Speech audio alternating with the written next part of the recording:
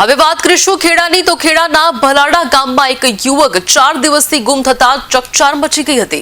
ગુમ થયેલ યુવકની શોધખોળ હાથ ધરી હતી, જેમાં પરિવાર દ્વારા ગ્રામ પંચાયતમાં સીસીટીવી કેમેરા ચેક કરવા છતાં મહત્વનું છે કે કેમેરા બંધ હાલતમાં મળી આવ્યા હતા। સમગ્ર બાબતે પોલીસ ફરિયાદ થઈ હોવા છતાં કોઈ કાર્યવાહી થઈ હોવાનો પરિવાર દ્વારા આક્ષેપ કરાયો છે। ગામમાં લાખો રૂપિયાના ખર્ચે 6 મહિના પહેલા સીસીટીવી કેમેરા નખાયા હતા, જે બંધ નીકળતા અનેક તર્ક વિતર્ક થઈ ત્યારે ગુમ થયેલ યુવક ગામના ભાગોળમાં આવેલ કુવામાંથી મૃત હાલતમાં મળી આવ્યો હતો। પરિવાર અને ગ્રામજનો દ્વારા સમગ્ર બાબતે આક્રોશ ઠાલવવામાં આવ્યો હતો। યુવકનું શંકાસ્પદ મોત નીપજતા હત્યા થઈ હોવાનો પરિવારનો આક્ષેપ છે। સમગ્ર બાબતે પોલીસ અને ગ્રામજનો વચ્ચે ભારે હોબાળો થયો હતો।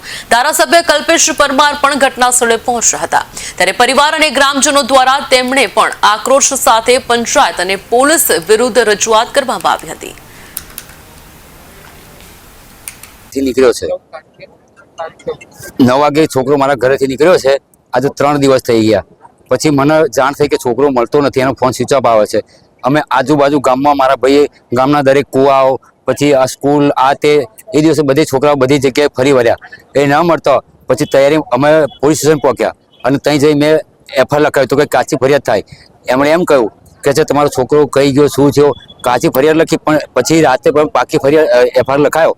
એ લોકો એમને કોઈ એ પછી કોઈ કાર્યવાહી કરી નહીં। 4 દિવસ થયા નહીં, ભલાણામાં કોઈ જવાબ લેવા આવ્યા કે નથી। કોઈ જગ્યાએ છોકરાની ઉપરથી મને એમ કહે છે કે તમે ખોરો, તો જો મારે ખોરવાનો હોત તો હું પોલીસ સ્ટેશન શા માટે જાત? મેં એમ કહ્યું કે સાહેબ મારા છોકરાને જીવનું જોખમ છે, મારો છોકરો ગાય જેવો છે અને જીવનું તમે છેલ્લા કોલ કોણ આવ્યા છે એટલું ખાલી તપાસ કરાવો તો ખબર પડે કે છોકરો કઈ બાદ લઈ ગયો, કોણ લઈ ગયો, કોઈ ધમકાયો છે। તો મને એમ કહ્યું કે એ તો બધું 10 દિવસે બધું આવે, એમ એ કોલ ડિટેલ અત્યારે ના મળે।